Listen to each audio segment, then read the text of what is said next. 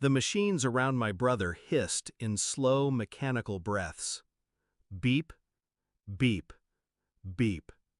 Each sound reminded me he was still alive, but barely. His hand felt cold in mine, his skin too pale, like he was fading quietly beneath fluorescent lights. My phone buzzed. Her name lit up the screen, my wife. I answered. Her voice was sharp, rushed. "Tomorrow's my sister's birthday. Come help with the prep." "I can't." My voice was steady, hollow. "My brother is fighting for his life." A pause. Then a blade. Then, "You're cut off." Click. I stared at the phone. I didn't call her back. I didn't beg. I blocked her. Right there, in the ICU, without hesitation. Because some things break too clean to fix. The next morning, my brother opened his eyes. His first words were a whisper. "There's something you need to know." I should have known. Some betrayals don't fall from the sky. They drip. Slow. Like a leak in the ceiling you pretend isn't there until the roof caves in. The way she'd pulled away in the past few months. The quiet contempt when I chose my brother's bedside over her parties. The way she smiled around me, but never at me. I thought she was just angry, tired, restless. I thought I'd fix it when things calmed down, but some cracks were already wide enough to swallow me whole. When my brother's voice returned, weak but steady, he asked me to lean closer.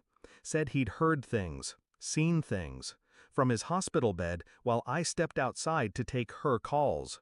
Calls where she'd laugh, calls where she'd whisper to someone else, not me.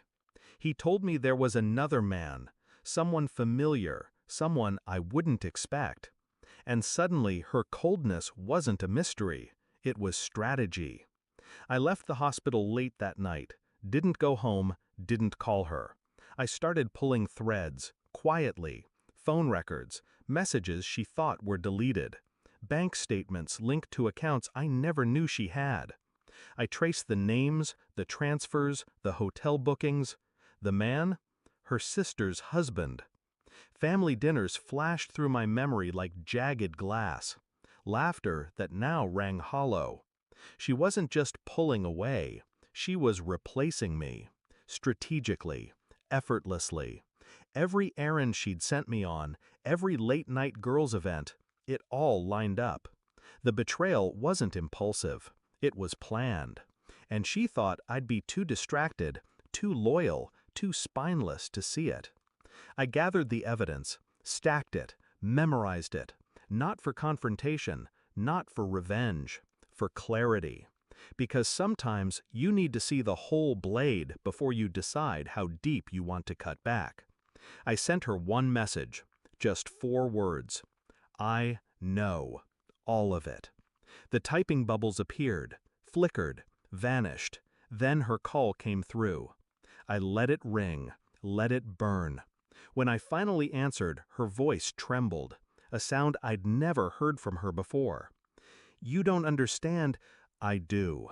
Silence. The kind that cuts skin. "It wasn't supposed to be like this," she whispered. "You were always distant, obsessed with your brother. I needed someone else." She didn't deny it, didn't cry, didn't apologize. She tried to pivot, tried to negotiate her way back into my life, like this was a misstep, a technicality we could revise. But I'd already made my move. The accounts were closed. The house title, transferred. The assets, gone. I was never coming home. And I didn't need to say it. She could feel it. I mailed her everything. The photos, the statements, the timelines. I didn't send a letter, didn't sign my name. She would know. That was enough. I sold the house a week later. The car, the joint investments, the holiday bookings she thought we'd still take. Erased. Piece by piece, I disappeared from the life she built on my back. Her last voicemail broke somewhere between panic and disbelief. "You're destroying everything. You can't just walk away from this. You can't." But I already had. The true power wasn't in the leaving, it was in how quietly I left.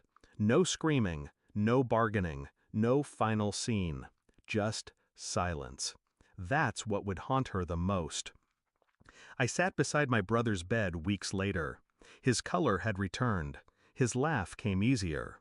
When I told him I was gone, for good, he didn't try to change my mind. He just nodded. "She didn't deserve you," he said. Maybe. Or maybe I just finally stopped giving myself to people who only knew how to take. Sometimes revenge isn't fire. It's a locked door.